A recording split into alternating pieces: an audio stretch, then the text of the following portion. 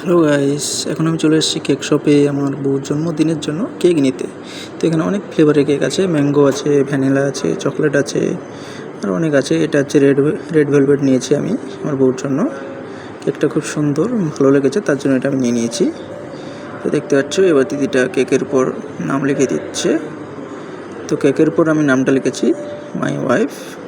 তারপর দিদিটা সাজেস্ট করলো যে দুটো কালার করে দেবে। তো মাইটাকে হোয়াইট কালার দিয়েছে আর ওয়াইফটাকে গ্রিন কালার করে দিয়েছে। দেখো কেকটা খুব সুন্দর লাগছে।